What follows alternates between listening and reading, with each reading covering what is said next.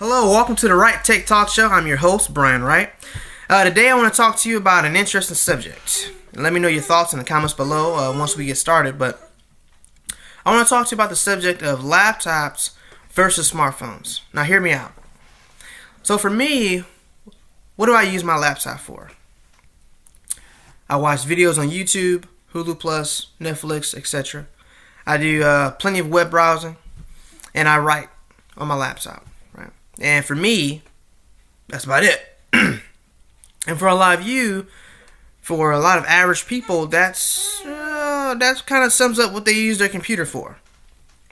Now, for those who use their computer for more heavy things like video editing, photo editing, a bunch of other programs and gaming, okay, yeah, that's a little bit different. You're going to need a laptop for that, or some of you might be even able to accomplish that on a tablet. But for around the average user, you can get just about everything you do on a laptop done on a smartphone without any issues, without any problems. Now, some people think that's pretty much impossible. I got this small screen. I don't want to do this and that. Well, hear me out. Years ago, in like the 70s and the 80s, when computers were pretty new, they were a luxury item for businesses and even for some schools. They weren't necessarily in the homes. They had not really been fully integrated into our culture yet. But smartphones, which are literally sweeping the nation, like most adults have a smartphone. And the small percentage that don't they're saying, they're projecting that they'll get one in the next few years to come. So where does that leave us? Well, you have a device that, for example, my Motorola Google Nexus 6, as of this recording, has 3 gigs of RAM, a quad-core 2.7 gigahertz processor with the Adreno 420 GPU. Now, what does that mean? I'll put it into perspective. My 2008 MacBook has 3 gigs of RAM, a dual-core 2.4 gigahertz processor. Seen any correlations here?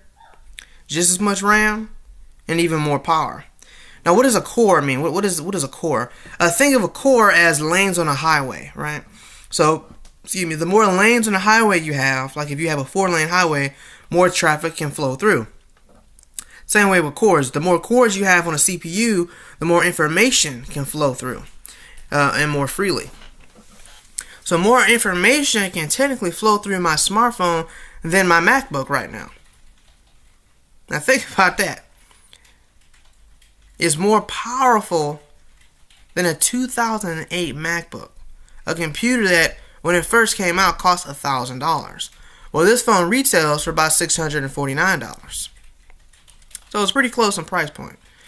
Now, we pay all this money for smartphones. Now, a lot of us still have contracts. Some of us have what's called installment billing, where we pay on the smartphone and we end up paying the full retail price.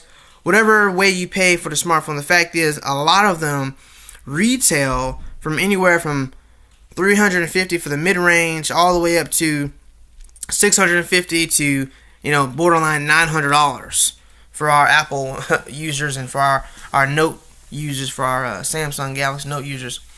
So think about that. You pay all this money for a phone,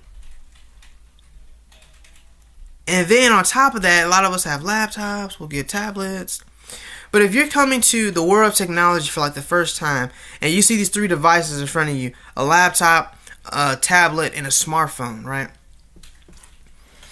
Think about what each can do, what each has.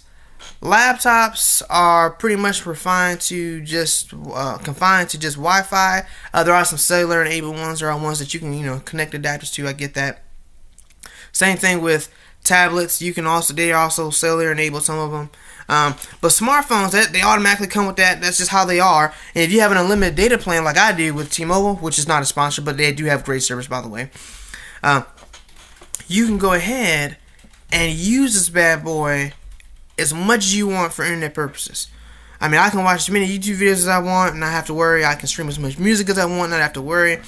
I can do as much web browsing as I want, not have to worry. And Google has created apps that do the exact same things as a lot of the Microsoft applications, as far as Microsoft Word, Microsoft PowerPoint, Microsoft Excel, we have Google Docs, Google Presentations, and Google Sheets. So think about that. Think about that. And on the reverse side, we look at the Apple side of it. iPhones have Pages. They also have access to Microsoft applications just like Google does. But they have Pages. They have, what's it called? Keynote.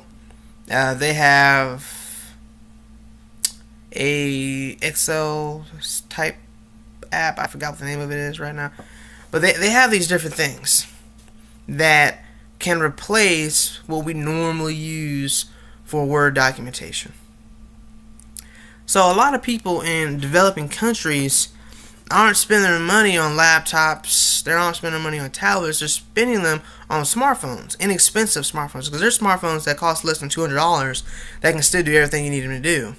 And a lot of the internet today is being viewed via smartphones over laptops and tablets. What does that mean? I believe in the future, as our culture starts to shift, we will have the ability to use smartphones as our primary computers without any issues. Now, that's not to say that we'll be forced to, that we're automatically just going to evolve over to that. I'm not saying that. But what I am saying is we'll have that option. And I'm planning on, and just let me know what you think about this, for the next 2 weeks, using my smartphone as my primary computer. I'll keep my MacBook off. I'm going to use my wife's desktop. I won't watch TV on my television. I'll use everything on my smartphone. I watch TV. I do my email, everything on my smartphone. Write documents, everything, print on my smartphone. And I'll let you all know what the result is. Now, for those who want to see that, and that intrigues you, just go ahead and leave some comments right below that like button, and let me know what you think about that. What do you think it'll work? Do you think it'll fail? Just let me know. I'm interested to hear what you all have to think. Also, if you have any critiques on my video, what I can do better, what I can improve on. I know I don't use any editing software. I know I don't change up anything. I don't have any fancy little animations in the back. But I don't see nothing in the back. So it's just straight up raw video footage. Let me know what you think about that. I am not above criticism. I actually appreciate criticism, especially constructive criticism, because I want to improve. I want to get better. I really want to be on YouTube, and not just because I have my own opinion, not just because it's a cool hobby, but because it's a whole new type of environment. The internet is allowing us to really change our culture. More people watch YouTube than they do cable television nowadays. Think about the shift. More people are online watching YouTube. I mean, YouTube is the second most visited site in the world, behind Google search itself. Think about that. That lets you know the shift that's taking place in our culture. So, once again, let me know what you think about laptops versus smartphones. And last time I do this 2-week challenge.